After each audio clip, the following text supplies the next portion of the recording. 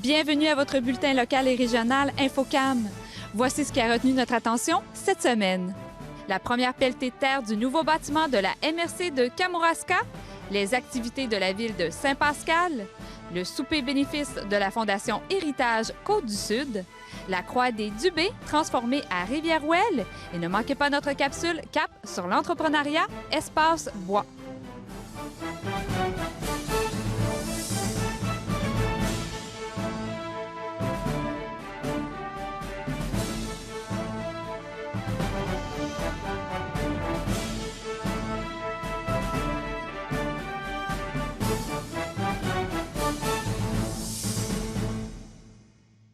La MRC de Kamouraska obtiendra une aide financière pour la construction de son nouveau bâtiment administratif. Voici les commentaires de notre préfet, Yvon Soucy. En fait, ce matin, ce que le gouvernement du Québec est venu annoncer, c'est sa contribution financière dans le projet d'édifice Claude Béchard, qui est le futur centre administratif de la MRC de Kamouraska. La contribution du gouvernement du Québec s'élève à 75 des coûts admissibles, soit 3 750 000. C'est vraiment une bonne nouvelle. C'est au-delà de nos espérances. Le nouveau bâtiment s'appelle l'édifice Claude Béchard. C'est bien entendu au lendemain du décès de Claude. Il apparaissait comme important que notre bâtiment porte son nom, puisque la MRC de Kamouraska, c'est d'abord et avant tout les 17 municipalités du Kamouraska. Claude a travaillé avec acharnement pour nos 17 municipalités, donc c'est pour ça qu'on appelle ce nouveau bâtiment édifice Claude Béchard. Pourquoi avoir changé de bâtiment? La MRC de Kamouraska, depuis quelques années, était vraiment à l'étroit. Les MRC au Québec reçoivent de plus en plus de compétences, de transfert de responsabilités. Puis chez nous, c'était vraiment rendu critique. On avait même 3 employés qui partageaient le même bureau. En plus d'être considéré probablement comme la MRC la plus mal logée au Québec, c'était vraiment pas adapté. Les personnes à mobilité réduite ne pouvaient pas accéder à la salle du conseil. Donc, c'était le temps de faire quelque chose. Puis, tant qu'à y être, on a décidé de rapatrier nos organismes mandataires avec nous pour une meilleure qualité. En plus de la MRC, le CLD du Kamouraska sera avec nous. Service Québec et le Bureau de publicité des droits, qui sont déjà nos locataires dans un bâtiment ici. Également Transat, la Société d'assurance automobile du Québec et finalement le Bureau du député. Le coût total du projet est de 5 500 000 Ça inclut toutes les taxes et puis également, je dirais, les marges de sécurité, le coût d'achat du terrain, ainsi de suite. Sur ce 5 500 000-là, il y a 3 750 000 qui proviennent du gouvernement du Québec. Il y a une subvention également du Fonds municipal vert de la Fédération canadienne des municipalités qui est confirmée, mais qu'on ne peut pas annoncer ce matin parce qu'ils vont venir eux-mêmes faire leur annonce bientôt. Donc, on peut dire que c'est un projet qui est très bien financé par les gouvernements supérieurs. Pour le reste, la MRC va disposer des bâtiments qu'elle possède ici à Saint-Pascal. À quel moment les bureaux administratifs seront prêts? C'est sûr qu'on aura la première rencontre de chantier la semaine prochaine pour revoir l'échéancier parce qu'on commence un peu plus tard que ce qui avait été prévu. Mais on pense qu'aux vacances de la construction 2015, tout le monde va pouvoir déménager dans les nouveaux locaux. À quel endroit le nouveau bâtiment sera situé? En fait, c'est sur la rue Rochette à Saint-Pascal, voisin de la Sûreté du Québec et de Promutuelle. C'est un beau terrain qui était disponible, pour lequel on avait une option d'achat depuis quelques années, à proximité de l'autoroute 20 aussi, donc on sera facilement accessible. Je vous invite à écouter la prochaine entrevue afin de connaître la programmation des activités du service des loisirs de la ville de Saint-Pascal. En fait, la ville et ses organisations et ses citoyens en ont beaucoup à offrir à l'automne. D'ailleurs, le service municipal des loisirs a développé ce petit outil qui s'appelle Diffusion Loisirs. À l'intérieur de ce cahier, il y a toutes les activités des organismes, tous les privés qui offrent des cours également. Ils s'y retrouvent. Les activités de la ville sont également dans le cahier. Je vous les nommerai pas toutes ce matin parce que quand même, il y en a quand même beaucoup. Au niveau de la ville, ce qui s'en vient, c'est la fête d'Halloween, bien entendu, le 31 octobre, où on vous invite à aller dans le parc maléfique Ernest Ouellette si vous avez le courage d'y aller. Donc, il y aura des activités gratuites pour la famille dans le parc. Et ensuite, bien entendu, ça fait toujours un peu tôt d'en parler en octobre, mais bon, il y a Noël qui s'en vient. Dans la première fin de semaine de décembre, il y a des activités pour l'ensemble de la famille. Vous pouvez justement regarder la programmation dans Diffusion Loisirs. Et également, si vous voulez mettre une activité dans Diffusion Loisirs, la date de tombée va être le 24 novembre pour une parution pour le Diffusion Loisirs d'hiver autour du 15 janvier. C'est assez facile pour déposer une annonce. C'est gratuit pour tout le monde. Que ce soit une activité privée, une activité publique, c'est gratuit. Nous, ce qu'on veut, c'est que la population au complet soit au courant de ce qui se passe à Saint-Pascal. Et on discute également d'un concert quand même grandiose qui s'annonce prochainement. Effectivement, on a la chance en 2014 de fêter le 50e anniversaire de l'orgue Casamance de l'église de Saint-Pascal. Et on a avec nous M. Jacques Boucher, qui est un organiste réputé, qui nous aide à faire des activités absolument fabuleuses à Saint-Pascal. On a mis sur pied une série de 4 concerts. Le 3e vient de se dérouler le 21 septembre dernier, où on a pu accueillir M. François-Henri Aubard, qui est organiste de l'église de la Madeleine à Paris. C'est quand même pas rien. On avait cet homme-là à Saint-Pascal. Et là, ce qui s'en vient le 30 novembre, c'est un concert de Noël où on aimerait créer un chœur composé entre 100 et 150 choristes qui seront dirigés par Mme Agnès Grossman, qui est une chef de chœur réputée internationalement. Je vous dis, M. Boucher nous a déniché des artistes absolument fabuleux et on est en pleine période de recrutement pour la chorale. Donc, ceux et celles que vous faisiez partie d'une chorale ou non, que vous chantiez à la maison, dans votre douche, peu importe, que vous ayez un intérêt à faire partie de ce chœur-là, qui va être quand même quelque chose d'unique à Saint-Pascal et même au Kamouraska et même, qui sait où est-ce qu'il y en a d'autres des chœurs de cette envergure-là. Vous pouvez vous inscrire sur le site de la ville de Saint-Pascal sous l'onglet 2200 tuyaux pour une fête. Les informations s'y retrouvent. Le formulaire d'inscription s'y retrouve également. Et je vous dis, là, vous n'avez pas besoin d'être un chanteur professionnel. On recrute tous ceux et celles qui aiment chanter, qui ont le goût de chanter. Et ça va être des chants de Noël que tout le monde connaît. Les classiques du temps des fêtes vont être chantés lors de cette chorale du 30 novembre. Et ceux qui désirent faire partie du spectacle ou qui désirent être dans la salle. Si vous désirez être dans la salle, c'est 15 $ pour entrer. Le 13 novembre, encore une fois, grâce à M. Jacques Boucher, on a pu organiser la visite des installations de Casavant Frères à Saint-Hyacinthe, là où l'orgue de l'église de Saint-Pascal a été fabriqué et où plusieurs orgues sont fabriqués. Donc, ensuite, on va aller visiter l'église Saint-Jean-Baptiste à Montréal et l'oratoire Saint-Joseph, en compagnie de M. Jacques Boucher et de M. Vincent Boucher qui pourront nous présenter leurs instruments à l'intérieur de ces 2 bâtiments exceptionnels. Et on aura également une visite des lieux. Donc, c'est une activité très intéressante qui est organisée le 13 novembre. Il est possible de s'inscrire en communiquant au 492-2312, soit à l'Hôtel de Ville de Saint-Pascal. Le coût est de 60 $ et c'est une journée complète. Le transport est inclus. Il y a 3 départs possibles, soit Rivière-du-Loup, Saint-Pascal et la Pocatière. On se rend ensuite à Saint-Hyacinthe en premier lieu. Ensuite, on va à Montréal. On va souper tout le monde ensemble et on revient. Donc, c'est une journée très complète, mais très, très intéressante, où il reste encore de la place dans l'autobus, mais faites vite parce que ça va se remplir très rapidement. Je bifurque un peu de sujet. Pour ceux qui se demanderaient les travaux de la ville de Saint-Pascal, comment ils sont avancés, où est-ce que c'en est, est-ce que tu peux nous en glisser un mot? Oui, alors les travaux, on peut dire au niveau de la rue, c'est terminé. Le lignage est fait au niveau de la route 230.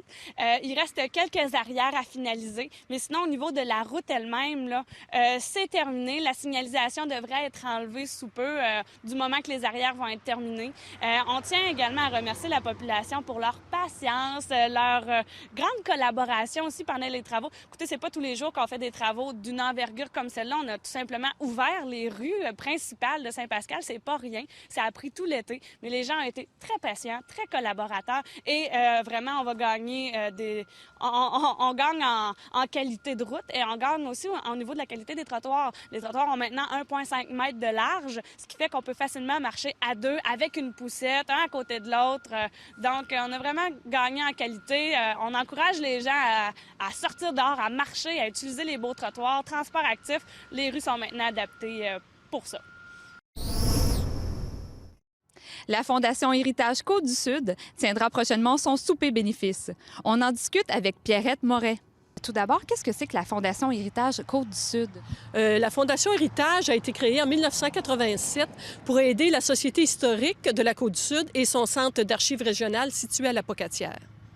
Et le 1er novembre prochain, il va y avoir un souper bénéfice. Qu'est-ce que vous allez proposer dans ce souper-là? Alors, c'est M. Jacques Lacourcière, un historien très connu, qui va venir nous parler de la Première Guerre mondiale et des Sud-Côtois ayant participé à cette guerre. Pourquoi avoir fait ce thème-là? C'est parce qu'on est en 2014 et ça fait 100 ans que la Première Guerre mondiale a été déclarée. Alors, c'était en 1914. Elle a duré de 1914 à 1918. On va avoir une petite conférence où M. Lacourcière va nous parler justement des Sud-Côtois ayant participé à cette guerre-là. Et on a aussi un invité d'honneur qui, lui, a participé à la Deuxième Guerre mondiale, M. Cauchy, qui était aviateur. Et qui peut aller à ce souper bénéfice-là? Est-ce que ça s'adresse à tout le monde ou seulement les membres? À tous les gens qui sont intéressés, ils peuvent venir. Ça coûte 70 $ pour le souper, mais il y a un reçu de charité qui est donné de 35 $. Et ce souper-là a lieu au Collège de Sainte-Anne le 1er novembre. Alors, vous pouvez nous téléphoner au 418-856-2104 à la Société d'histoire et puis il nous fera plaisir de pouvoir vous réserver une place. Qu'est-ce que vous allez faire avec le financement recueilli pour cette soirée? Alors, à chaque année, il y a un montant qui est donné au centre d'archives. Et cette année, c'est 12 000 $ qui est donné au centre d'archives pour aider au fonctionnement du centre. Évidemment, on ne ramasse pas 12 000 $ dans le souper, là, mais on essaie d'accumuler un petit peu pour être capable de pouvoir donner un certain montant pour permettre au centre de pouvoir continuer et de donner un très bon service à tous les gens de la région. Et même, il y a des gens même des États-Unis qui viennent nous consulter l'été. Et bienvenue, mesdames et messieurs, à cet autre match d'improvisation du tournoi Saint-Pascal. Hey, les Torrents! Hey, Saint-Pascal! Compétition! Voilà. Hop! Douanier, c'est une catégorie nouvelle, entre guillemets. C'est un petit peu... Le tournoi provincial d'improvisation de l'école secondaire Chanoine-Baudet, mardi 21h, en rappel, vendredi 20h30. Je vais vous conter la légende de la jongleuse. Oh, la jongleuse! Elle était méchante. C'était une sorcière iroquoise.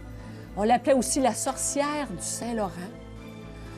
Puis elle apparaissait, elle, les soirs où il n'y avait pas de lune, c'est-à-dire à la nouvelle lune, quand il n'y a pas de lune. Elle apparaissait sur le bord du fleuve. Le temps d'un conte, lundi 17h, en rappel dimanche 10h. Puis là, elle essayait d'attirer les petits-enfants. Une nouvelle sculpture embellie mettant le paysage de la municipalité de Rivière-Ouelle. On en discute avec l'artiste en art visuel, Émilie Rondeau. Émilie, on est sur la route 132 à Rivière-Ouelle et il y a une magnifique sculpture en forme de croix. Qu'est-ce que c'est? Oui, en fait, c'est la croix des Dubé qui a été transformée en arbre, en sculpture d'art public. Bon, c'est un projet sur lequel on a travaillé depuis plusieurs mois. Hein. C'était, dans le fond, d'utiliser un objet du patrimoine, la croix, qui était entreposée puis était vraiment dans un mauvais état. Puis par un projet de création, bien, ça nous a permis de la restaurer, de la préserver et de la transformer.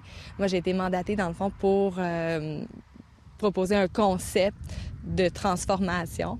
Alors, autant pour sa forme hein, que la symbolique de l'arbre, bien, ça s'est imposé là, dans mon travail d'essayer de transformer cette croix-là en une sculpture qui représenterait un arbre. Mais pourquoi l'arbre? D'où est venue l'idée? L'idée, bien, c'est sûr que je voulais vraiment que ce soit une œuvre très respectueuse, autant du passé, de la religion, de tout ça, puis qu'il y ait une symbolique forte, puis qu'elle soit vraiment universelle. Puis je pense que l'arbre, il faisait un peu tout ça. J'aime aussi comment il se déploie, autant dans l'espace aérien, au sol, toute l'idée des racines aussi, prendre racine. Fait que tout ça, c'est un peu imposé pratiquement de lui-même, là. De venir planter un nouvel arbre, quelque chose de symbolique, mais aussi une sculpture d'art public là, dans le territoire rivellois. Et ta sculpture est permanente, on va pouvoir la voir en tout temps? Oui, exactement. Fait que c'est l'idée, on l'a vraiment fait pour que ça dure dans le temps. C'est des matériaux qui sont résistants, toute la conservation aussi, la restauration de la croix s'est fait pour que ça perdure. Puis même le projet a permis de réfléchir à l'aménagement d'un nouveau parc. Alors là, on est au début, c'est la sculpture, mais on se dit d'ici pour le printemps prochain, il y aura une partie aménagement aussi du site pour intégrer l'environnement à l'œuvre, puis faire vraiment un tout cohérent, puis comme un nouvel endroit pour la communauté, là. Mais justement, vous avez parlé du site. Qu'est-ce qu'il y a de spécial, ce site ici? Oui, bien en fait, on se trouve sur une ancienne travée de chemin de fer. On le voit un peu par la percée qu'il y a dans les montagnes, puis la vue qu'on a sur les montagnes de Charlevoix au loin. Fait que ça devenait vraiment intéressant de s'inscrire sur le passé. Puis même, il y avait une ancienne gare pratiquement à l'endroit de la croix de la sculpture, là. Fait que ça permettait de faire référence à tout ça en choisissant le site ici. Et en terminant, est-ce qu'il y a des gens qui vous ont aidé à faire cette magnifique sculpture? Oui, il y a beaucoup de collaborateurs, ça c'est sûr. On était un comité qui se penchait sur toute la question. L'agent de développement ici à Rivière-Ouelle, il y avait les frères Dubé, Philippe et Richard Dubé, Rick Brouillette qui est le directeur de Bréard actuel, Marielle Gamache. Ça c'est vraiment comme le comité. Mais il y a aussi, c'est sûr, dans les fabricants, hein, quand on fait des œuvres de cette échelle-là, bien il y a beaucoup de collaborateurs puis même de sous-traitants. Alors Graphie m'a aidé à la pocatière à faire tout ce qui était les parties d'aluminium, les branches. Les oiseaux sont faits par Étienne Gay, qui est un artiste artisan qui travaille le métal. Du lin à Saint-Jean-Port-Joli pour tout ce qui était restauration. Alors oui, il y a tout plein de partenaires. Là. On compte aussi les archives, l'Université Laval à travers son département de muséologie. Alors c'est vraiment un projet communautaire et qui même dépasse là, la région dans les différentes implications. Du 17 au 19 octobre dernier avait lieu le 16e congrès annuel de la Fédération des télévisions communautaires autonomes, qui était sous le thème de l'image qui nous rassemble, passionnés, captivés, connectés, notre télé. Voici le résumé de la fin de semaine. Le congrès s'est déroulé de vendredi à dimanche. Vendredi, on a eu la chance d'avoir la présence de la ministre de la Culture et des Communications, Mme Hélène David. Elle est venue nous rencontrer pour nous annoncer d'excellentes nouvelles pour les télévisions communautaires autonomes.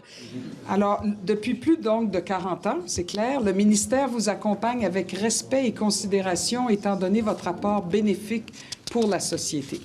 Dans une volonté de bien poursuivre son accompagnement, mon gouvernement a veillé à ce que les télévisions communautaires autonomes reçoivent un soutien financier substantiel lors de l'élaboration des mesures et investissements des 2 premières années de mise en œuvre du plan culturel numérique qui s'étalera sur 7 ans. Pourquoi on dit sur 2 ans? C'est parce que bien malin celui qui saura dans 2 ans comment exactement dépenser et sur quels équipements et dans quelles avenues nous préférons. On sait qu'on a l'argent là, sur 7 ans, mais on s'engage sur les 2 prochaines années pour des montants précis. Puis l'argent va rester pour les autres années, c'est sûr, mais on ne va pas dévoiler tout de suite la stratégie sur 7 ans. On a trop peur de se tromper puis qu'il y a des nouvelles technologies ou des choses qui arrivent. Alors, on se garde un petit bout de temps pour réfléchir aux autres années. Alors, pour l'exercice 14-16, dans le fond, les 2 prochaines années, vous allez avoir une somme de 750 000 $ pour une mise à niveau de vos équipements. Donc, ça s'appelle HD, ça s'appelle nouvelle caméra, etc. Et la numérisation de vos archives afin de mieux vous adapter aux réalités numériques et aux nouvelles habitudes de consommation de l'information des citoyens. Elle venait rester avec nous autres quand même 1h30 pendant le cocktail dînatoire le vendredi soir. On était très heureux. C'est une première à ma connaissance à la Fédération qu'un ou une ministre reste avec nous aussi longtemps. Samedi, l'avant-midi s'est déroulé, a bien roulé avec l'Assemblée générale annuelle qui a lieu effectivement tous les samedis avant-midi. En après-midi, on a accueilli Pierre Bélanger, un spécialiste du CRTC, qui est venu nous parler de la consultation publique Parlons TV, qui a eu lieu jusqu'à tout récemment en septembre avec le dépôt des derniers mémoires et des annonces des différents câbleaux. C'est une conférence qui a eu un grand succès auprès des membres. Je pense que ça a été très apprécié. Une personne qui connaît beaucoup le CRTC. Ils ont pu nous en apprendre beaucoup sur le sujet. Et puis, bon, on a pu avoir notre banquet typique le samedi soir avec une belle soirée où on a pu rendre rendre hommage à Ernest Laplante de TV Témis, qui a parti sa propre TV il y a 18 ans de ça et qui passe le flambeau cette année. Et puis, on a remercié les différents administrateurs au conseil d'administration.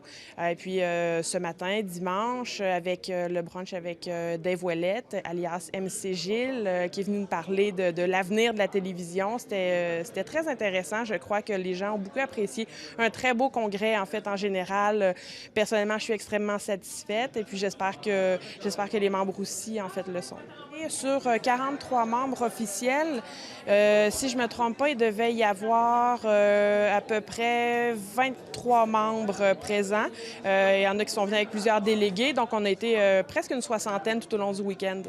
On a eu aussi une annonce de nouvelles télévisions. Quelles sont-elles? Oui, TVHR 9. Tu es une directrice extraordinaire, on voulait te le dire. C'est un super congrès. C'est un super congrès. Bon, bien, merci de le confirmer. On a TVHR 9 au Richelieu, qui est nouvellement membre à la Fédération. On est super contents de les accueillir. Et Télévision régionale de Laval, qui est aussi membre depuis maintenant, je crois, 3 mois, qui a joint les rangs de la Fédération cette année. Cap sur l'entrepreneuriat est notre nouvelle capsule qui vous sera présentée à toutes les semaines afin de vous faire découvrir de nouvelles entreprises créées par de jeunes entrepreneurs. Découvrez leur univers dans toutes ses facettes, de leur passion pour leur métier aux embûches qu'ils ont rencontrées. On met le cap sur l'entrepreneuriat. Bien, notre compagnie Espace Bois, bien, d'abord, on est 2 propriétaires, moi, Guillaume Ouellette et Vincent Bouchard. Et puis, on a parti ça à peu près 1 an. Et puis, on a 3 volets à l'entreprise. On a d'abord la vente de matériaux, qu'on récupère des vieilles granges centenaires ou bicentenaires qu'on a pris à travers le Kamouraska, des granges qui n'avaient plus de vocation agricole, qu'on a transformées, démontées pour revaloriser les matériaux, pour leur donner une deuxième vie. On a un autre volet aussi qui est la création de meubles. Donc, avec ces matériaux-là, on va faire autant des tables de salon, des comptoirs de cuisine, des îlots centrales, tout ça. Et puis, on a un autre volet aussi qui est la rénovation. Donc, on est dans le domaine de la construction. Avec les cartes d'entrepreneurs spécialisés, on peut faire de l'installation dans les résidences. Mais on fait autant de l'installation de vieux bois revalorisés que de bois neuf aussi. On peut arriver, poser un plancher neuf, refaire un plafond, de l'isolation, ajouter une annexe à une maison et tout ça. Fait qu'on a vraiment les 2 volets, là. Mais nous, notre spécialisation, notre signature, c'est le bois de grange. En fait, nous, l'idée de l'entreprise est venue du fait d'une passion commune qu'on a partagée avec mon associé. On a tous les 2 construit nos maisons, on s'est entraidés dans nos projets respectifs. Puis on a comme toujours eu cette passion-là pour la construction, la rénovation, le travail manuel. Et puis, on s'est aidés, là, on a construit un atelier, on a construit des maisons, des chalets, tout ça. Puis, on était tous les 2 dans des domaines différents. On avait, moi, en tant qu'éducateur spécialisé, travail social. Mon associé était en tant que géographe. On a travaillé pendant des années dans ces domaines-là. Puis, par la suite, on a eu le goût d'allier un peu notre passion à notre métier. Fait qu'on a comme laissé nos jobs, puis on s'est lancé dans un projet d'entreprise. Et puis, là, ça va faire à peu près 1 an qu'on fait ça. Et puis, ça va super bien. On a beaucoup de clientèle, tout ça. Puis, on aime vraiment ce qu'on fait. C'est ça l'important, en fait. Bien, à travers le processus de démarrage d'entreprise, il y a toujours des embûches qui se font voir. Les défis principaux ont été au niveau du financement. Par contre, on a été vraiment chanceux parce qu'on a eu l'aide du CLD et de la SADC pour le démarrage d'entreprise. Ils nous ont aidés à faire un plan d'affaires. Ils nous ont aidés aussi avec une subvention. Ils donnent un salaire minimum pendant la durée d'1 an pour le démarrage de l'entreprise, ce qui est vraiment très favorisant. Puis, ils donnent aussi un certain montant là, pour le démarrage directement, qui est une bourse là, et non pas un prêt. Donc, ça a été très favorisant. Et puis, la SADC aussi donne un prêt avec un très faible taux d'intérêt. Ils nous ont vraiment aidés pour le démarrage de notre entreprise. Sinon, c'est sûr qu'on a eu des embûches pour le démarrage, a été au niveau du choix exact du service qu'on voulait offrir, parce qu'il y a un inventaire incroyable de possibilités. On a beaucoup de centres d'intérêt, fait qu'on a fait un survol de toutes les possibilités. Puis ça a été un défi là, de vraiment s'arrêter à des choses précises pour pouvoir se lancer directement là-dedans. Mais à force d'efforts et de volonté, on arrive à ce qu'on veut. Là. Pour se faire connaître avec notre entreprise, qui est quand même très spécialisée dans un domaine en particulier, on a d'abord commencé beaucoup à utiliser les médias sociaux. On a utilisé beaucoup nos contacts pour pouvoir se faire connaître. On a fondé un site Internet aussi avec un ami qui est vidéaste. On a fait un beau site Internet, la prise de photos et tout ça. Puis ça donne beaucoup de visibilité. C'est sûr, Facebook, les médias sociaux et tout ça, c'est comme exponentiel la visibilité que ça l'offre. Donc ça, c'est bien intéressant pour ça. Puis sinon, on a aussi décidé, dès la première année, de participer au Salon de l'habitation et du chalet de Québec, qui nous a donné beaucoup de visibilité, pas juste dans notre région, mais à travers le Québec aussi, que ce soit de Montréal à Rimouski. Là, notre territoire est quand même très grand. Fait que ça l'a beaucoup aidé. On a eu beaucoup de contrats suite à ça. Pour les prochaines années, en tant qu'entreprise, on a le goût d'être, on peut appeler ça une moyenne entreprise, si on veut. On a le goût, d'être les 2 principaux actionnaires de l'entreprise, mais d'avoir aussi différentes équipes pour pouvoir répondre à tous les services qu'on propose. C'est-à-dire avoir une équipe qui va être au niveau du démontage des granges pour pouvoir s'approvisionner en matériaux, parce que là, on n'a déjà plus le temps de le faire. Ensuite, on voudrait avoir une équipe aussi à l'atelier qui travaille plus au niveau des meubles. Puis nous 2, on veut être au niveau de la rénovation pour être sur le terrain et tout ça, parce que c'est ça qui est notre principal intérêt.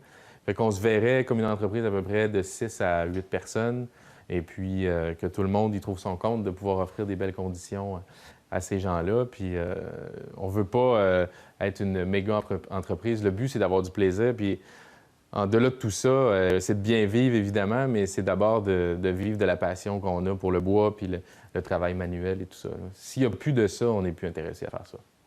Pour les jeunes entrepreneurs qui veulent se partir en entreprise, évidemment, je dirais de ne pas hésiter, de se lancer parce qu'il y a énormément d'appui. On est vraiment chanceux au Québec, là. Moi, ça m'a vraiment surpris de voir à quel point il y a des aides qui sont offertes, que ce soit le Carrefour Jeunesse Emploi, le CLD, la SADC, et il y en a d'autres là, que je n'aime pas toutes, mais il y a beaucoup d'aides qui est offerte. Puis oui, il y a des risques à se partir en entreprise, mais il y a beaucoup de balises puis il y a beaucoup d'encadrements qui sont là pour ne pas déraper puis ne pas perdre le contrôle de ça, là. Fait que c'est très possible de se partir en entreprise. Puis c'est sûr que moi, je dirais aux jeunes, lancez-vous puis essayez-le. Puis c'est ça qui fait la vitalité économique aussi d'une région. C'est la relève, c'est le fait que les jeunes se lancent en entreprise puis partent des nouveaux projets. Puis même des fois, les idées, s'ils peuvent paraître farfelues, moi, je dirais aux jeunes de se lancer puis de l'essayer quand même. C'est ainsi que se termine votre bulletin d'information. Si vous avez des suggestions de reportages, n'hésitez pas à communiquer avec nous et on se donne rendez-vous la semaine prochaine.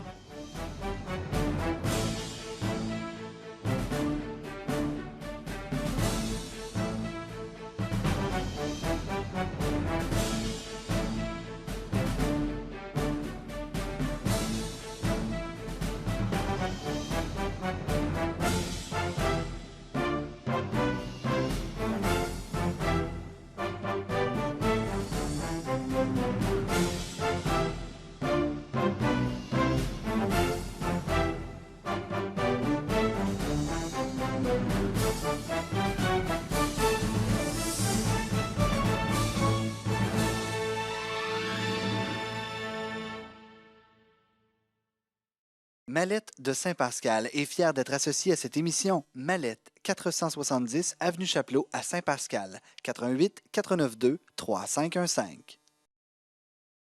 LC Productions est fière d'être associée à cette émission. LC Productions se spécialise dans la conception et l'hébergement de sites Web. 1-877-680-5550.